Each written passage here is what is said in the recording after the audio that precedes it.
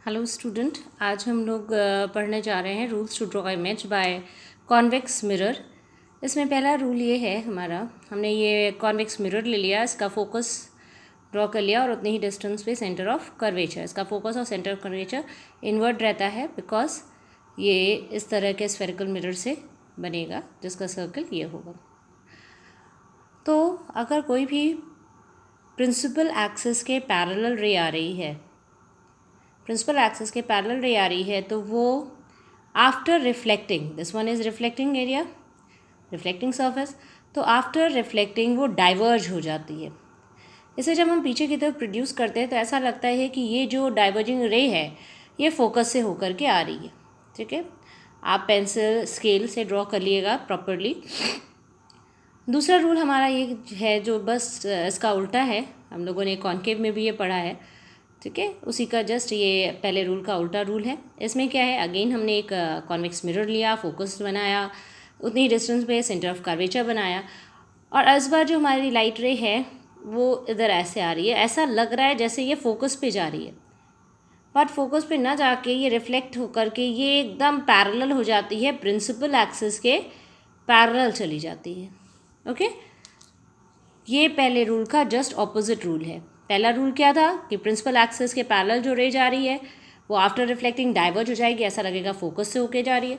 दूसरी रे जो ऐसा लग रहा है कि फोकस से होके जा रही है वो आफ्टर रिफ्लेक्टिंग पैरेलल हो जाएगी प्रिंसिपल एक्सिस के। तीसरा जो इम्पॉर्टेंट रूल हमारा होता है, ऐसी रे जो पास हो रही है, देखिए जब इसे हम आगे प्रोसीड करें ऐसा लग रहा है सेंटर ऑफ कर्वेचर से होके जा रही है, तो वो आफ्टर रिफ्लेक्टिंग अपने ही पाथ को रिट्रेस कर लेती है। ओके, ये तीन रूल्स हमारे हो गए। अब बात करते हैं इसमें हम इमेज फॉर्मेशन की। इमेज फॉर्मेशन में कॉन्वेक्स मिरर में हमारे पास बहुत ज़्यादा केस नहीं है। जैसे कॉन्केव मिरर में आपने 6 केसेस पढ़े थे, कॉन्वेक्स मिरर में हमारे पास बहुत ज़्यादा केसेस नहीं हैं।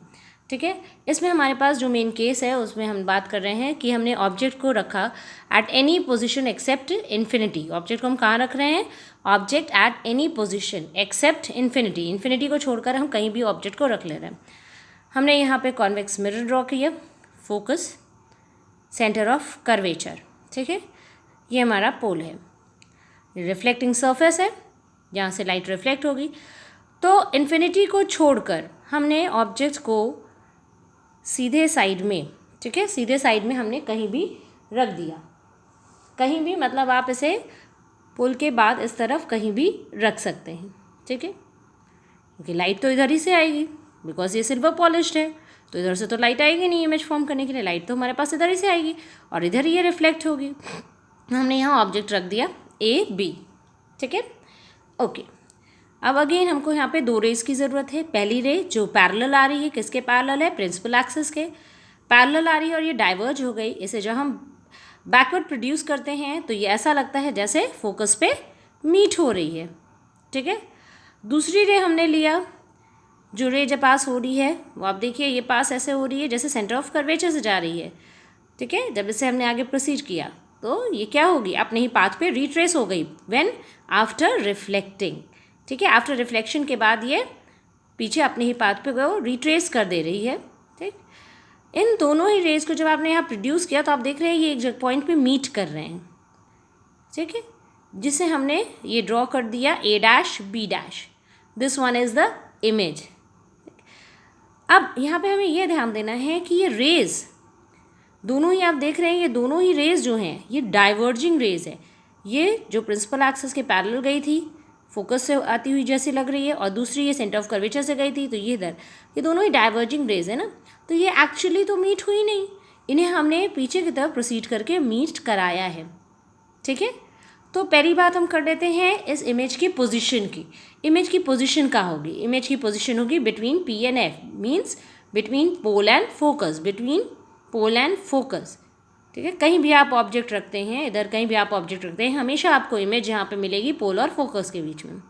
क्लियर, इमेज का नेचर देखना है। इमेज का नेचर है वर्चुअल। वर्चुअल वाई, बिकॉज ये जो रेज हैं इन्हें हम मीट करा रहे हैं, ये रियली में मीट कर नहीं रही हैं, ये इन्हें हम मीट करा रहे हैं। और जब इन्हें हम मीट कराते हैं तो इमेज हमारी बनती कैसी है, वर्चुअल।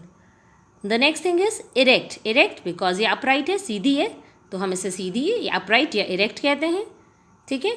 तीसरी आप देख रहे हैं, तीसरा क्या है नेचर इसका, diminished. Diminished means small in size, object हमारा बड़ा है और इमेज हमारी छोटी है, ठीक है। तो ऑब्जेक्ट हमारे पास बड़ा हो गया, इमेज हमारी छोटी हो गई। तो हमें ये ध्यान रखना है कि ये कॉन्वेक्स मिरर में हमेशा वर्चुअल और इरेक्ट मिलेंगी, ठीक है। वर्चुअल, इरेक्ट और डिमिनिश्ड मिलेंगी हमको। ये नेचर होता है कॉन्वेक्स मिरर का, ठीक है। कॉन्वेक्स मिरर ही एक ऐसा मिरर है जिसमें आपको हमेशा वर्चुअल और इरेक्ट इमेज मिलती है, ठीक है। छोटी मिलेगी और वर्चुअल मिलेगी। जबकि उसमें क्या होता था, कॉनकेव मिरर में आपको क्या होता था, रियल और इन्वर्टेड मिलती थी। उसमें सारी इमेजेस रियल होती थी और इन्वर्टेड होती थी, पर इसमें virtual, erect and diminished. Okay, इसके नेक्स्ट केस पे आते हैं। नेक्स्ट केस हमारा है ऑब्जेक्ट एट इन्फिनिटी। ऑब्जेक्ट को हमने इन्फिनिटी पे रख दिया। अगर हम इन्फिनिटी पे ऑब्जेक्ट रख रहे हैं तो दो रेज आई, दो रेज चाहिए हमें। ये दो रेज आई और क्या हुई, आफ्टर रिफ्लेक्टिंग ये दोनों ही रेज डाइवर्ज हो गई। दोनों ही रेज क्या है, प्रिंसिपल एक्सिस के पैरेलल है, प्रिंसिपल एक्सिस के पैरेलल है, तो दोनों ही रेज डाइवर्ज हो गई। जब इन्हें हमने मीट कराया, पिक्चर देख रहे हैं फोकस में मिलती है, तो ऐसे ऑब्जेक्ट के पोजीशन क्या होगी इमेज की, एट फोकस। दूसरा नेचर क्या होगा इमेज का, वर्चुअल, ऑब्वियसली इन्हें हम मीट करा रहे हैं, रियली में तो मीट कर नहीं रही हैं। इरेक्ट यानी अपराइट होंगी, एंड हाईली डिमिनिश्ड या पॉइंट साइज। हाईली डिमिनिश्ड होगी, बहुत ही छोटी होगी, या पॉइंट साइज होगी। ओके, तो